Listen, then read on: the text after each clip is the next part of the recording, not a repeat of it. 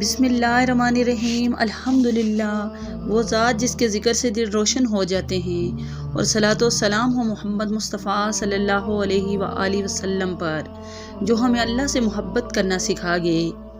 آج ہم ایک ایسی دعا سننے جا رہے ہیں جس نے فرشتوں کو حیران کر دیا، ایک ایسا جملہ جس کے وزن کو صرف اللہ نے جانا اور جس کے بدلے کا وعدہ خود رب کائنات نے کیا۔ یہ دعا سنن ابن ماجہ حدیث نمبر 3801 کی مشہور حدیث ہے۔ ایک شخص نے نبی کریم صلی اللہ علیہ وآلہ وسلم کے سامنے یہ الفاظ پڑھے۔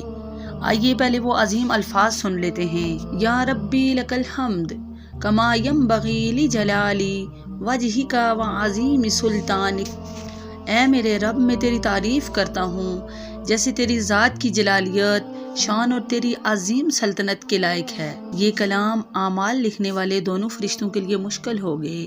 انہیں پتہ نہ چلا کہ اسے کس طرح لکھیں، کیونکہ اللہ تعالیٰ کی ذات کی عظمت اور اس کی سلطنت و اقتدار کی شوکت کی پیمائش ممکن نہیں کہ اتنی تعریف لکھ دیتے۔ وہ اوپر آسمانوں میں گئے اور عرض کیا، یا رب، تیرے بندے نے ایک بات کہی ہے، ہمیں معلوم نہیں کہ اسے کس طرح لکھیں۔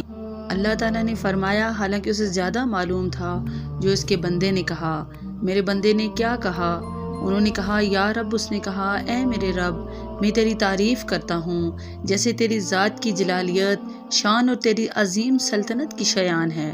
اللہ عز و جل نے ان فرشتوں سے فرمایا، اسے ایسے ہی لکھ دو جیسے میرے بندے نے کہا ہے، حتیٰ کہ جب وہ مجھے ملے گا تو میں خود اسے اس کا ثواب دوں گا۔ یہ الفاظ ایک عام انسان کے نہیں تھے، یہ دل سے نکلے ہوئے رب کی عظمت کے سامنے جھکنے والے الفاظ تھے۔ اس دعا میں بندہ کہتا ہے، اے اللہ، میری زبان تیری تعریف کا حق ادا نہیں کر سکتی، میرا علم کمزور ہے، میری تعبیر محدود ہے، لیکن تو اپنی شان کے مطابق عظیم ہے، لہٰذا تیری تعریف بھی وہی ہے جو تیری شان کے لائق ہو۔ یہ ایسی حمد ہے جس کی کوئی حد نہیں، کوئی پیمانہ نہیں، کوئی گنتی نہیں، اس لیے فرشتے رک گئے۔ یہ دعا انسان کے تصور سے بڑی تھی اور فرشتوں کے حساب سے بھی بڑی۔ پھر رب کا جواب کتنا حسین، کتنا مہربان، کتنا محبت بھرا۔ اسے میں خود سنبھال لوں گا، یہ میرے بندے کا مجھ سے پیار ہے اور اس کا بدلہ بھی میں خود ہی دوں گا۔